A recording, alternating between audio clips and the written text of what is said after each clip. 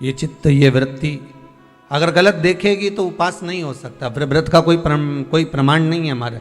कितना सुंदर कहा है माताओं के लिए भी और पुरुष वर्ग के लिए भी कि जब जब आप किसी व्रत को करते हो, एकादशी का व्रत करो, चाहे प्रदोष का व्रत करो, चाहे पूर्णिमा का व्रत करो, चाहे चतुर्थी का व्रत करो, चाहे तीज का व्रत करो, चाहे हरताली का व्रत करो, छोटी तीज, बड़ी तीज, सतुआ तीज, तुम्हारी मर्जी पड़े, छठ का, आदि आदि जितने भी व्रत बताए, उस व्रत में एक चीज आप किताब में जरूर पढ़ना। आपके पास तो व्रत की किताबें होंगी, उन किताबों में पढ़ना। उसमें लिखा है कि एकादशी का व्रत करो तो रात्रि को जागरण करो। बोलो लिखा कि नहीं लिखा? भगवान का भजन करो। प्रदोष का व्रत करो तो प्रदोष के दिन जागरण करो। पूर्णिमा का व्रत करो तो पूर्णिमा के दिन जागरण करो। हरताली का व्रत करो तो हरताली का जागरण करो। तीज का व्रत करो तो तीज का जागरण करो। क्यों लिखा कि जागरण करो? क्यों लिखा कि भगवत भजन करना है? जिस दिन तुम्हारा व्रत रहे उस दिन तुम्हें भगवत भजन करना, उस दिन रात्रि का जागरण करना। उसमें यह नहीं लिखा कि रात भर आपको भजन, उसमें तो लिख दिया जागरण करना। जागरण का मतलब क्या होता है कि भगवान की भक्ति में डूब जाना, संसार की वस्तुओं में नहीं, आसक्तियों में नहीं, तृष्णा में नहीं, लोभ में नहीं, हमें परमात्मा के चरणों में डूब जाना है। रात्रि भर हमें उसका स्मरण करके सोना है। भले आप आधा घंटा सोएं, ये भी नहीं कहते कि पूरी रात तुम बैठ के मंजीरा बजाओ, सीताराम सीताराम करते और तुम्हारे बस का है भी नहीं रिजी जी हो। फालतू की बात हम के भी दें और तुम सोचो कि कर लो तो तुम करो भी नहीं हो, कहीं का बोल देते हो। हाँ ये जरूर है कि कहीं का महाराज बोल दे कि बस रात भर मंजीरा बजा के सीताराम कहेगी तो हंडा जरूर निकलेगा, तो तुम जरूर कर लो, फिर कर सकते हो।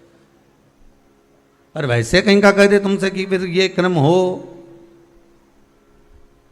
बहुत मुश्किल।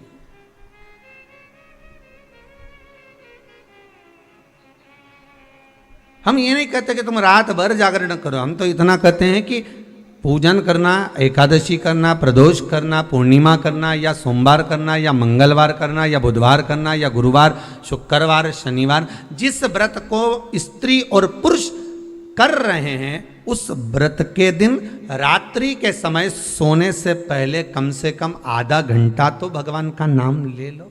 कितना घंटा? अरे बोलो तो जम के आधा घंटा बहुत। और वो भी किस लिए? क्योंकि पुराण में लिखा है। आप जिस कथा को पढ़ते हो ना, 16 सोमवार की पढ़ लो, चाहे आप प्रदोष की पढ़ लो, उसमें लिखा मिलेगा आपको। किस किसने पढ़ी है? आस्था चैनल पर जितने लोग सुन रहे हैं अपने हृदय पर हाथ रखकर पढ़ना कि प्रदोष की कथा अगर आपने पढ़ी होगी, एकादशी की कथा पढ़ी होगी, द्वादशी की जिस भी कथा को आपने पढ़ा होगा, सोमवार, मंगल, बुध, गुरु, शुक्र, शनि, उसमें लिखा है रात्रि का जागरण करो। जागरण हम ये नहीं कहते कि पूरी रात करो, आप तो बस केवल आधा घंटा भी कर लोगे ना तो भगवान स्वीकार कर लेगा। पर काय से करना जागरण? शरीर से नहीं। काय से करना? निर्मल मन सो मोहि पावा, मोहि छल छिद्र कपट ना भावा। मन से करिए। हम भगवान को दुनिया की सारी वस्तु देते हैं पर भगवान को हम मन नहीं दे पाते।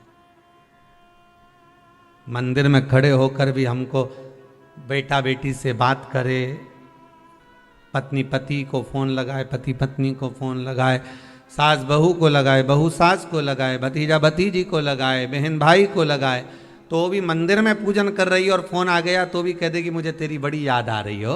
अब भगवान के चरणों में बैठी भगवान की पूजन कर रही, भगवान की अर्चना कर रही, भगवान से निवेदन कर रही और फोन लगाकर दूसरे से करे कि मुझे तेरी याद आ रही, तो भगवान को कितना बुरा लगेगा? कितना बुरा लगेगा कि बेटी मेरे पास में,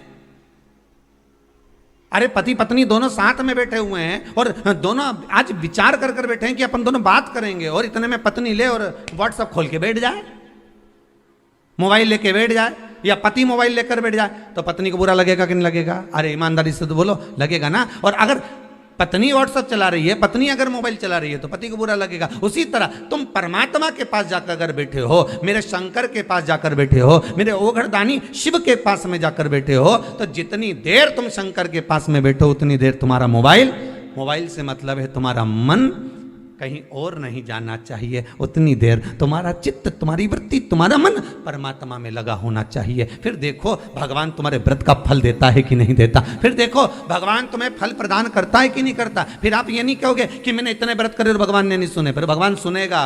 भगवान कहते हैं कि व्रत तो करती है पर मन नहीं लगाती है, भोग तो लगाती है पर भाव से नहीं जिमाती है।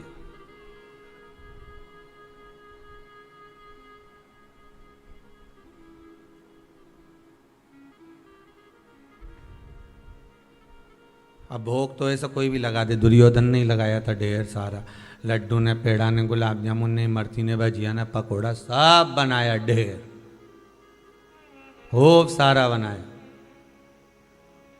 पर अब ढेर तो बनाया, पर भगवान के भाव से बुलाया।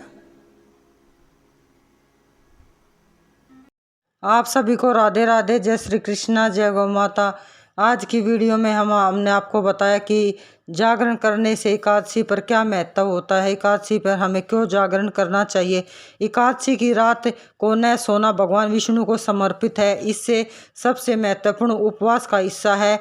इसे जागरण के नाम से भी जाना जाता है। स्कंद पुराण में एकादशी की रात न सोने का महत्व बताया गया है।